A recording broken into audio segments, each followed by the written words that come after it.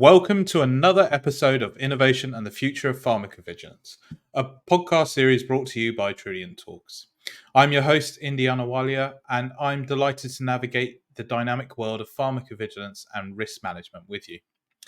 A quick disclaimer: the opinions expressed in this episode are solely those of the individual guest and do not necessarily reflect the official views of Truliant Consulting or their company.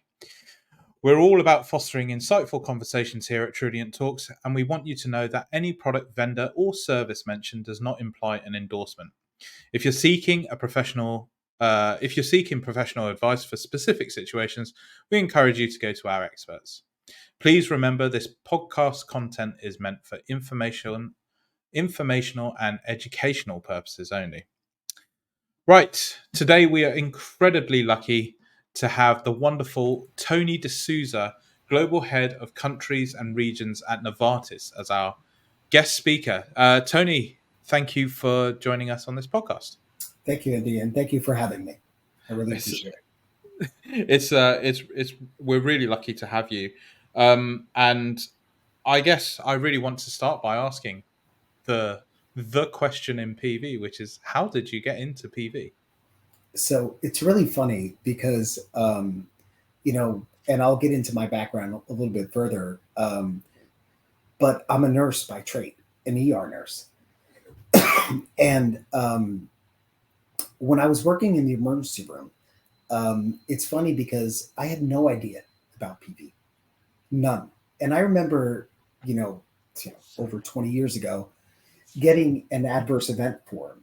And I remember throwing it in the garbage and saying, I don't know what the heck this is, and literally put it in the garbage. And then a few years later, um, one of my colleagues from nursing school had reached out to me and said, hey, by the way, I'm working at a pharmaceutical company and I'm doing, A, B, and C in AE collection and drug safety. And I was like, oh, that sounds interesting because, the lifespan within the emergency room is usually, 70% turnover within 2 years. And I was there for 4+ years and over 6, 7-ish altogether. And I kind of stumbled into it. And I took a contractor role as an entry level associate clinical safety associate at the time, and basically doing due diligence, for adverse event reporting and following up with healthcare professionals. And then I got a permanent position as a data management specialist, which I wasn't a data manager. I had to learn data management, but I did that. And that's kind of how I stumbled into it. And then I realized that, wow, there's a whole career out there that I can, kind of explore. And that's kind of how I stumbled into it. And your career obviously took off from that point within PV. What did you think you would end up to be at that point so early on in your career, or was it just all brand new to you? It was all brand new to me. And my goal was to become like an associate director, ultimately, down the road, 20, 30 years. But it kind of worked out a little bit better than I thought, right? As my career progressed, so did my responsibilities. And fortunately, I was able to get to a level where I am right now as head of countries and regions. And I'm not sure if you want me to go through the different steps because there were multiple steps.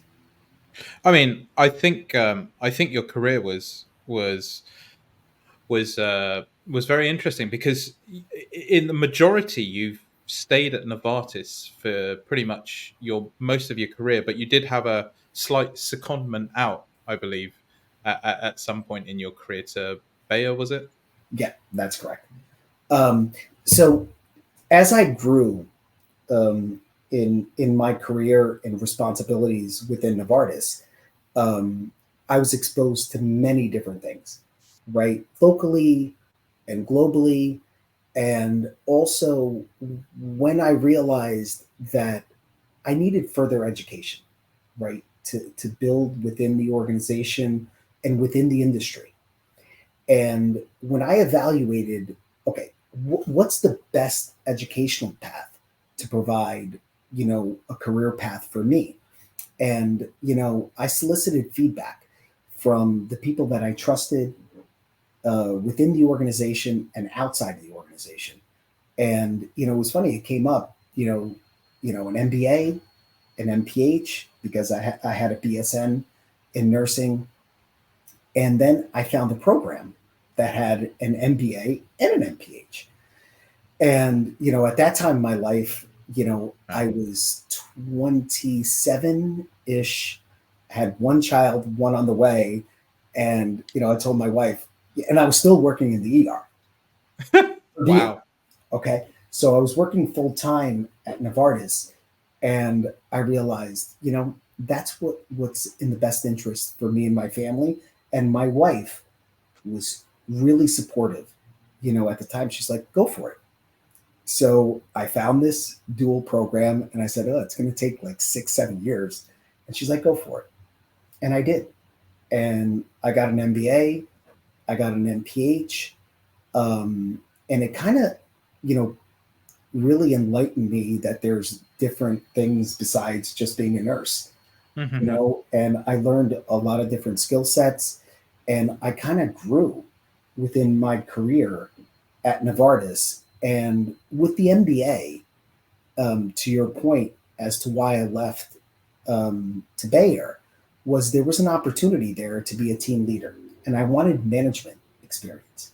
I see. And I went there for a year, and I had a team of, I think it was like 8 to 10 people. But I realized that the culture wasn't aligned with what really I wanted to pursue. Hmm. And I came back to Novartis, and I took, 2 steps back as a senior clinical safety scientist. Um, and it kind of grew from there.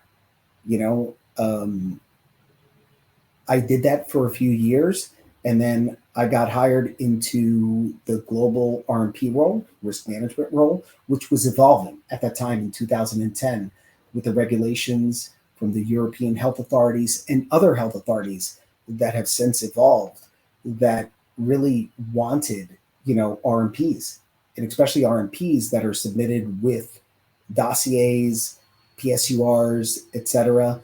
And I wrote the templates at the time. Wow. Um, yeah, and based on the regulations and the demands from other health authorities. And I did that for approximately 3 years. And then, fortunately, they believed in me, and it was a big step in my career at a relatively young age after I graduated with my MBA and my MPH. And I was, one of the first non physicians to be named the head of the country patient safety head for the U.S., which is the head of safety in essence for the U.S., with regional responsibilities for Canada. So the country Okay. patient safety head reported to me as well. Hmm. Um, but then I got, when we took over GSK, the oncology division, and then Sandoz and Alcon. I was also the head for all of those different, avenues within Novartis, Or for the US or for globally? U.S. and Canada at that time, US and Canada. from Okay. 2013 to 2018. And at that, there's a raft of big demergers and mergers happening right now. Obviously, you've been involved with in recent history and past history. How was that to you when you had these new organizations coming with their own structures and you overseeing all of these different areas or all these new departments from a new acquisition? Well, it wasn't acquisition per se. It was a merger Hmm. within the Novartis family. Hmm. It was very difficult because you had my equivalent at Alcon, you Yeah. had my equivalent at Sandoz, not only within the U.S. but within Canada. And so we had 6 different locations, right? We had East Hanover for pharma and oncology for Novartis. Then in Alcon in Texas, we had a country patient safety head there. And then in Broomfield, Colorado for Sandoz, we had a country patient safety head there and a whole team. And they were centrally located, which means they did central case processing for all of Sandoz. Okay. Then we had Toronto, that had Alcon, a smaller team there, um, and Boucherville, that was Sandoz, that had a relatively large team, and then the Novartis team um, at Sandoz that was right outside Boucherville in Dorval. So it was quite difficult to marry, these different cultures, different experiences. We're talking about the generic Alcon, very vision focused. So it was very difficult to marry them. And when I was announced that I was taking over all of it, it took a lot of travel to go into the different locations. Um, but it was very successful in nature once we realized that we had one common goal. The organization had a common goal. And in my view, we had the right leadership at the time to merge everything, and it was very successful. And that's evident by if we look at the successful inspections, audit outcomes, but it was a lot of work, right? Yeah. When you're marrying procedures, Mm. right, cultures, it is quite difficult, and it takes time. And a lot of people, you know, especially senior leaders, they expect things to happen like that, Correct. and Yes. they don't happen like that. It takes time, effort, evaluating the capabilities of the leaders that you're taking over. And sometimes those capabilities didn't marry with what we wanted for future goals. So we had to make changes. Hmm. But ultimately, if you have the right vision, the right support, um, and given some of the caveats that's going to go in between, it was actually quite successful. And after that successful part of your career, you then moved on to be your current position now, which is the global head of regions. And I wonder, is there that same sort of dynamic there where, it's about marrying cultures and looking at things slightly differently, probably on a bigger scale, even from just the US and Canada? Yeah. And so it's funny because I was in my boss's succession plan I see. at the time. But it was a clear understanding that, you know, potentially me moving to Basel because it's a global role um, was not in the cards for me per se. Um, and then when I spoke with my wife and my family, it's like, it's a good opportunity potentially. But I turned it down because I said, you know what, we're going to stay here, right? We have a great family unit, and moving to Basel is not in the cards. Hmm. And then at the time, the global head came back to me and said, you know what, we want you, and you could stay in the U.S. and we'll evaluate it after a year. And I took the role. Fortunately, I'm a Portuguese citizen. My wife is, all 4 of my kids. And, you know, pre COVID, we decided, okay, we're not going to move to Basel, but Lisbon, yes. Yeah. We had the infrastructure within Portugal and my family and her family, and we were going to move there. Hmm. And unfortunately, COVID happened. Hmm. The big And C word. yeah, and, that kind of, was put on hold. And Um, we stayed obviously in the U.S. And kind of evolved. And the culture shock was when you're even though I spent a lot of time in Europe and I traveled a ton. Um, One of the things that I realized as a global leader was how much I didn't know Hmm. culturally, right? I Hmm. had not been to Africa. I had not been to the Middle East, um, India, like all of these different cultures, which dynamics really change you as a leader. Hmm. And it opens your eyes. And it's been the most wonderful 5 years traveling all around the world and shaping me as not only a human being, more importantly, um, and impacting it on my kids and sharing those lessons learned. And I could see the difference. But as a leader, right, and adapting to the different evolving regulatory environment in the different parts of the world. And one of the things that I've realized in PV is that we focus on the big health authorities. Correct. Yeah. And what I realized is now the evolving health authorities, Saudi Arabia, Egypt, you know, um, Africa, uh, like they really are demanding in nature and becoming more and more demanding.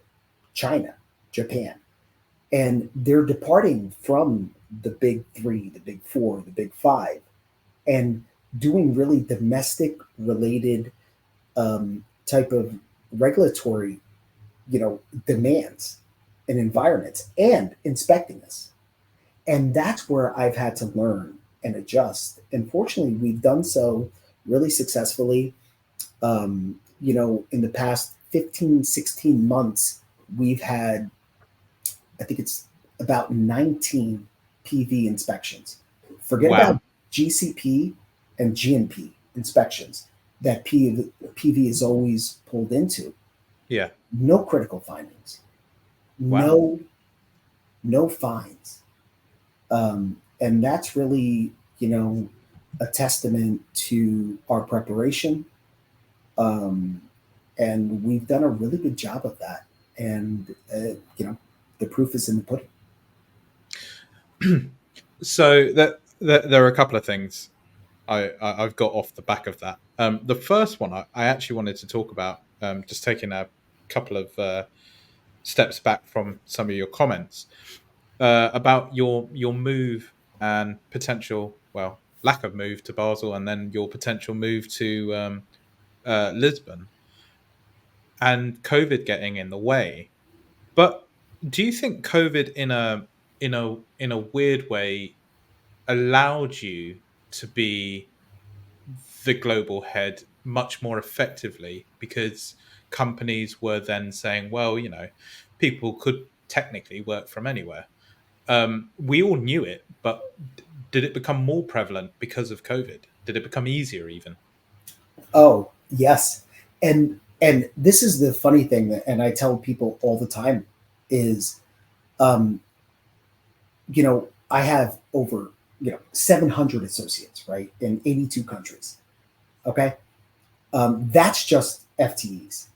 What I found with COVID, which was I didn't expect this, was our talent pool. Because we weren't restricted from a locality perspective. In other Hmm. words, in the Netherlands, I could hire somebody 100 kilometers away Hmm. from the home office. Our talent pool opened up tremendously. And I was able to hire in the Netherlands, in Italy, in China. Um, I can't even tell you how many countries. I mean, the list is extensive. And they are all still there. And we were able to expand our horizons um, in our talent pool, and it worked out wonderfully. Um, for me personally, it was really nice because I didn't have to travel as much, Yeah. right? And I was traveling about 60%.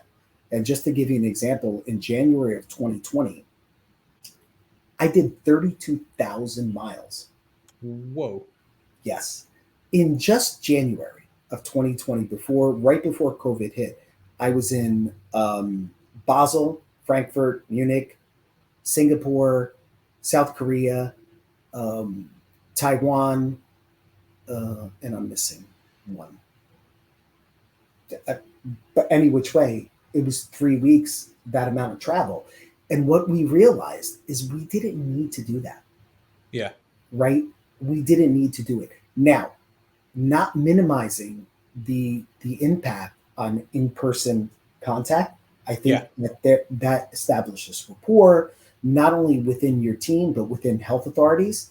There's value to that, but Mm. there's a balance that Yeah. we've now found.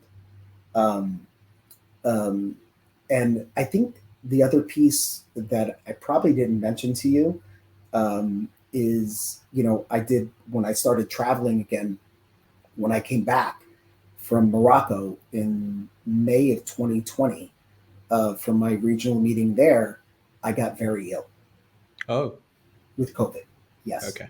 And I was in ICU for 3 weeks. Wow. I went into multi system organ failure, heart failure, Wow. kidney failure. I was given less than a 20% chance of survival. And I was literally on my deathbed. And I realized, the priorities, not only professionally, but personally, that we could do things differently. When I came Hmm. back, unfortunately, I became healthy. And it kind of changed how I viewed, travel with the blend of my illness and COVID. It kind of like changed my perspective as a leader and as a human being. I, I I mean, I can't imagine. Thankfully I've never been that ill. Even if I did have COVID, I've never really tested positive for it, so I'm a bit lucky. I remember when COVID came out, all the different rumors of who was susceptible and who was going to get it worse, and I think I ticked every single box. So I don't know how I got away with not having it, but But it's funny, Indy, um, and this is how unpredictable the disease is, right? If you think about it, January 2020, where I was in Beijing, South Korea, Taiwan, Singapore, right before it actually broke out.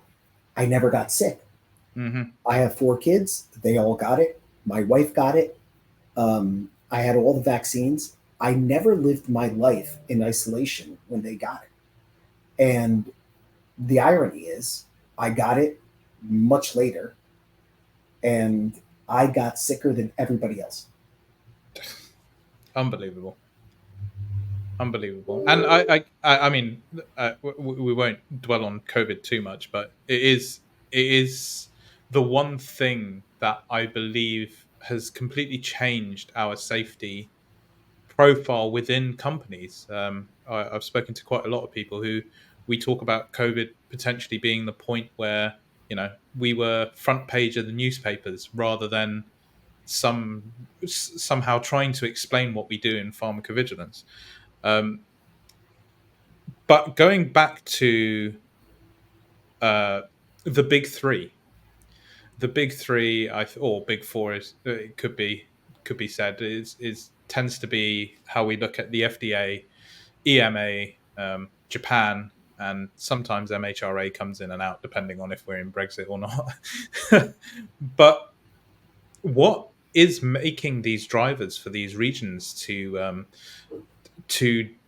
diverse away from, or go away from the path of the big three? And also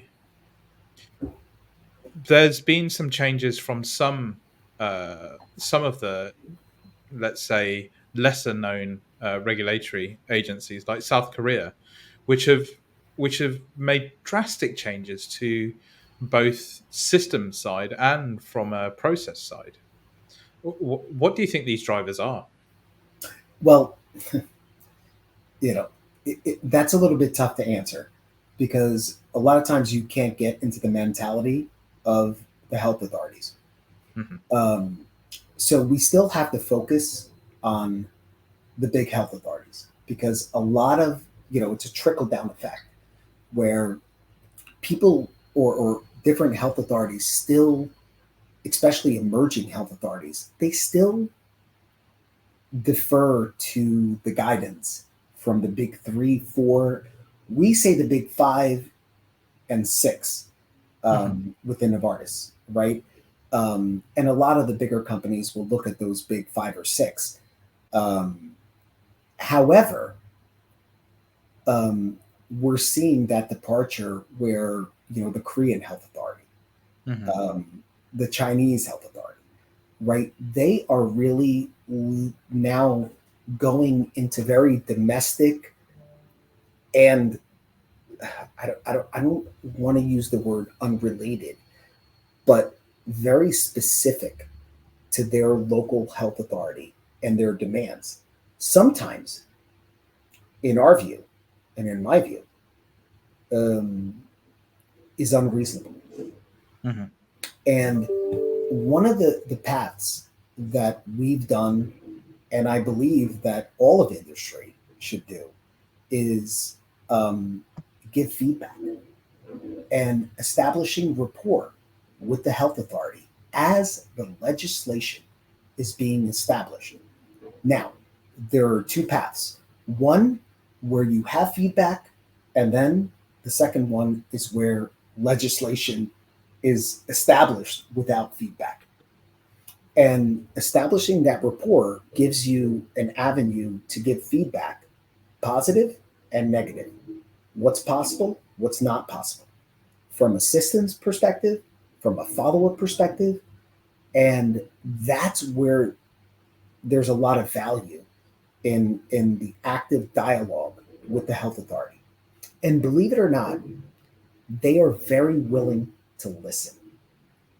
And if you Really? come with valid arguments, and I wouldn't say arguments, I would say feedback on what's possible, what's not possible. And if we're looking at domestic cases, right, what are they asking?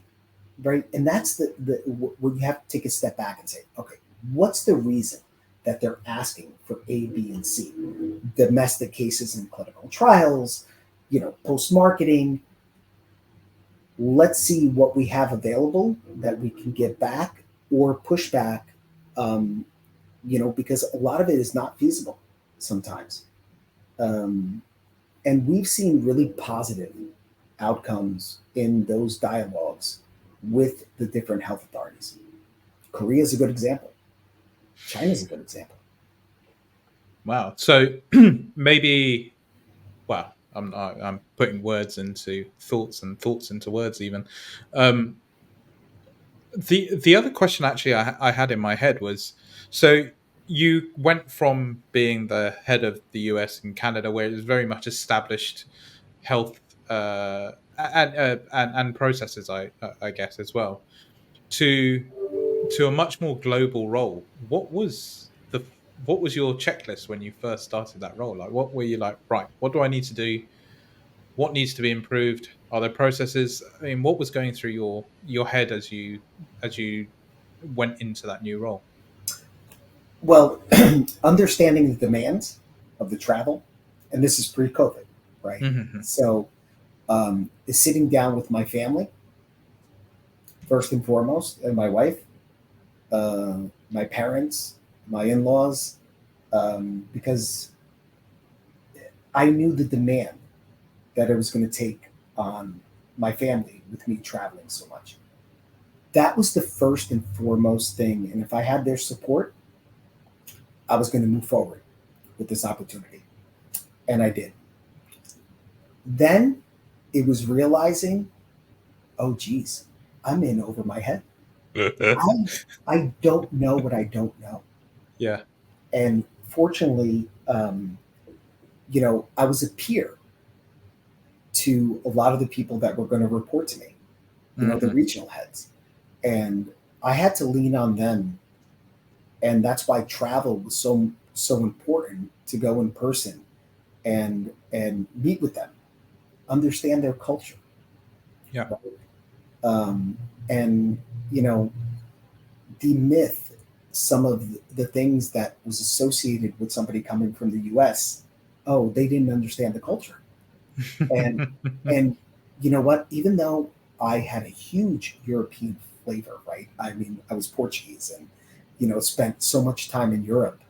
Um, I realized that I wasn't culturally adept to understanding, not only the regulatory authorities, but the cultural aspect of the different people in the countries, right? What made them tick, right? And adapt myself as a leader Mhm. to what worked, not only in the region, but in countries, Mhm. different countries within a region.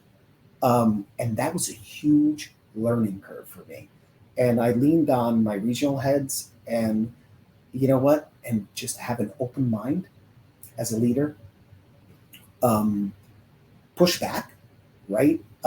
Share your experiences, especially where I came from the bottom up, right? So more or less, even though the country was different, the region was different, but a lot of the work was the same. I see. And that's where I needed to adapt. And it took me a few years, right, to open my mind to those different cultures, um, the different working environment, the different individuals. And yeah, it was one of the best experiences that I ever had as a leader. Even And today, 5+ years later, I'm still learning. And that's the wow. wonderful thing about keeping your mind open as a leader is you think you got it all figured out, but you don't. And it goes back to, you know, and it's funny how things become parallel over the course of life. When you worked in the emergency room, and it's funny, Mhm. when you think you've seen it all, and somebody told me very early on in my orientation, they said, you think you've seen it all. And today, you're going to see something you never saw before. And you have to have the mental agility and the learning agility to adapt. And that's something that I've taken with me throughout my career because every time I think I got it figured out, something comes across in Malaysia, in Thailand, in the US, in Canada, which alters your mindset. And you're like, oh, geez, I have to adapt here. I know we've had a previous conversation where you were saying that the Middle East specifically is quite demanding with Correct. what they require. What did you mean by that? So, especially the Saudi Health Authority and Egypt, um, they've adopted a lot of some of the global standards, Mhm. but similar to China, they're doing a lot of domestic type of demands. And then if we look at our organization or global organization, any organization, um, and we look at aggregated documents, right? Usually a lot of the health authorities accept, global RMPs, PSURs in the US, USPRs in lieu of the PSURs. But now what we're seeing in these health authorities that are a little bit more domestically demanding is that they want something specific to their, you know, their patient population Mhm. and something specific from a documentation perspective, an aggregated document perspective. So that becomes challenging, right? And that's some of the things that we're facing and other organizations are facing because if they want things expedited in a certain fashion, Mhm. it becomes a system issue, Yeah. right? How do you suppress, going to other health authorities versus that health authority? Um, And that's kind of what we're facing now across the globe, especially in the Middle East and in Asia Pac. We're seeing those things really create a burden. And I don't mean a burden, you know, from a risk to a patient perspective, but a Hmm. burden from a system perspective and actually making it all work. And that's kind of like where we're trying to balance, you know, what works and also the dialogue, going back to the dialogue with the health authority. So you touched upon systems there. Um, do you think that this is where AI could potentially help? Yeah. So, yes and no.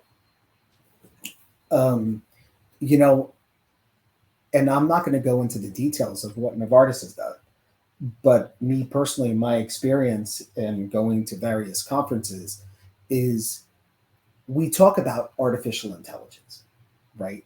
And the utilization of artificial intelligence. The reality is, today, there is not a one stop shop. Okay. Hmm. It's not, it doesn't Mm. exist. And I can tell you, I've been in sandboxes with 17 organizations. Um, it doesn't exist. Um, there are tools that can definitely help with AI that are out there, but they're in silos.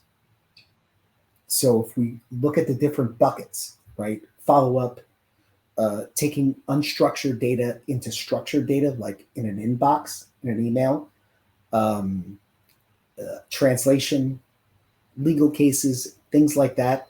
Um, we're not there from a maturity perspective. Hmm. Will we get there? Absolutely. But what's going to be, you know, what we can use that's validated, quote unquote, from a health authority perspective? So, Mm. how I look at this, and I said we can do a lot of stuff that we're saying. However, if you're at an inspection with an FDA inspector, can you validate AI tools? Can you do that? And the answer right now is no, to Mm. some degree. Yes, there are possibilities. What's their comfort level of errors? Yeah. And I'm not sure what feedback you've received, but this is just my experience, and it's been pretty extensive. But I think there's a future there. It's not mature yet. Going back to another point that you made, you were talking about, previously one of your roles was doing with risk management planning. Mhm. How has that interwoven with your current role? Because you were saying how, a lot of these emerging um, regulators are doing are doing pharmacovigilance at a much more local level with their local populations. Does that stem from the fact that even the risk management plans also need to be very localized for their populations? And if so, is that also a difficulty in putting in those risk management plans to all those different regions? Yeah. So, I mean, it depends on the health authority and the Hmm. expectation and the regulation. Some accept, you know, um, what we do from an R&P perspective, right? They'll accept it. But some health authorities do have local regulations for local R&Ps. And that's the challenge, right? That we have to do caveats for the different countries because it's regulation. Also, some countries, so if we look at an RMP, right, an RMP is broken down into several different annexes of, Hmm. preclinical, clinical, etc.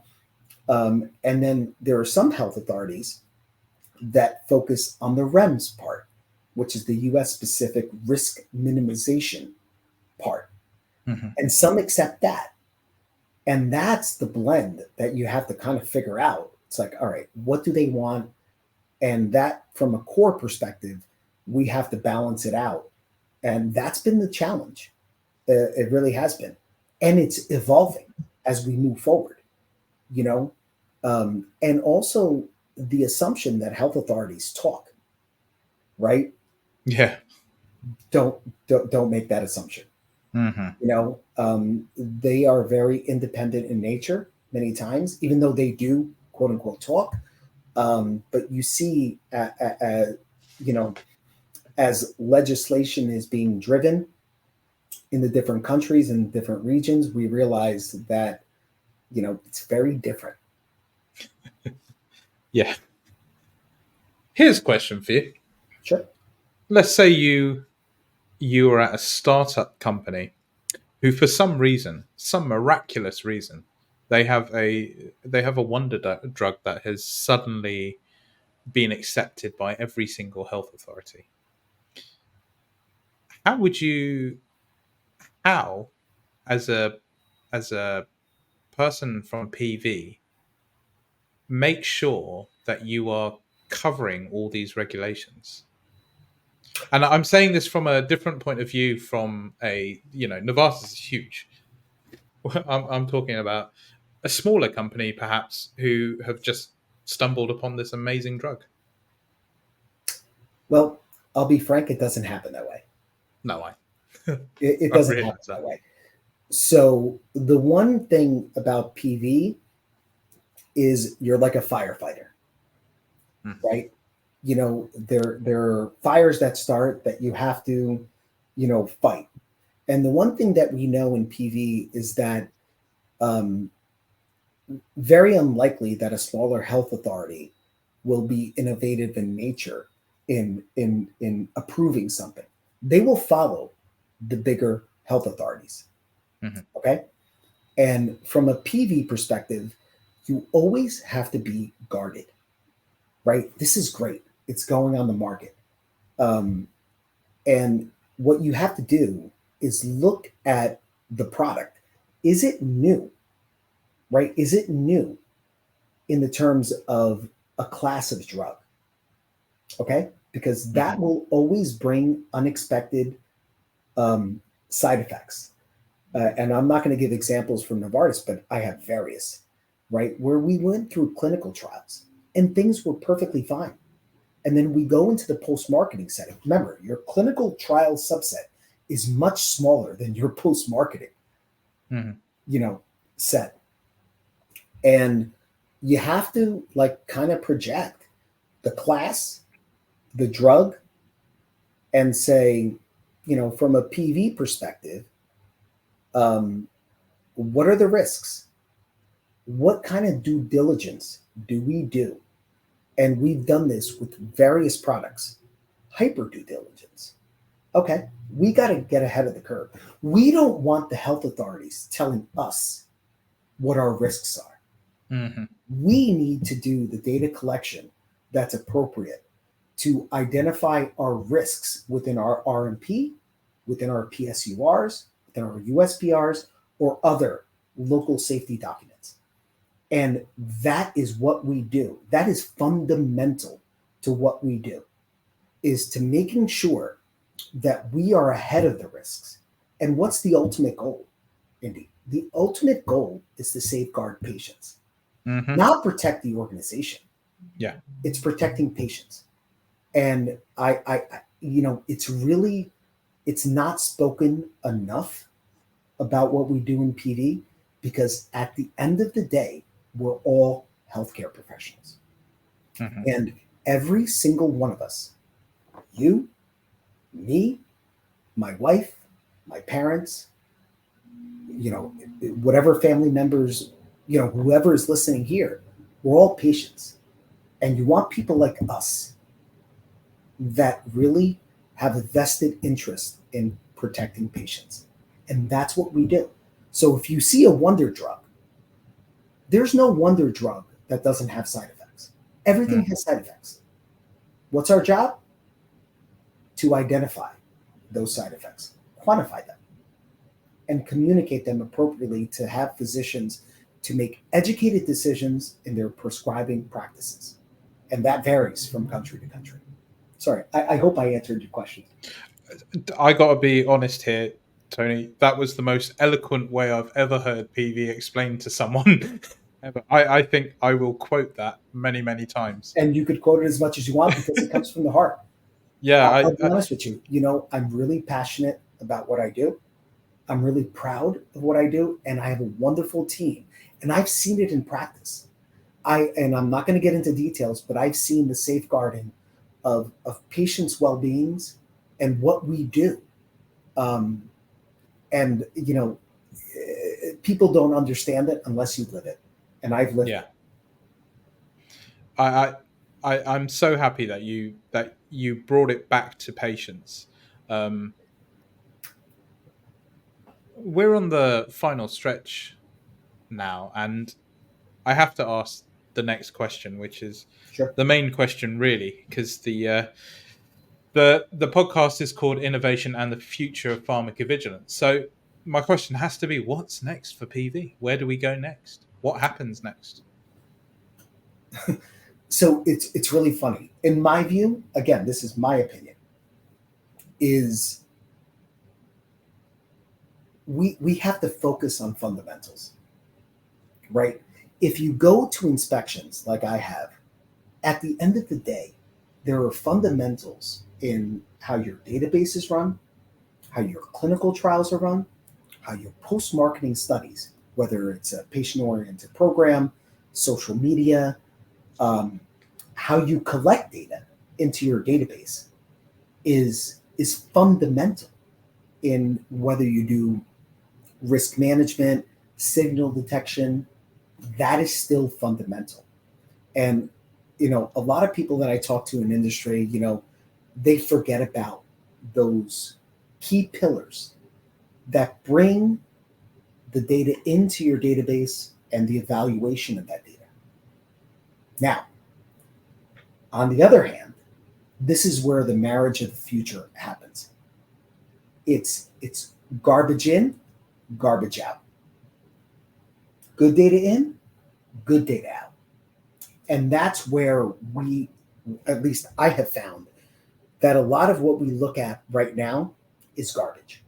Mm-hmm.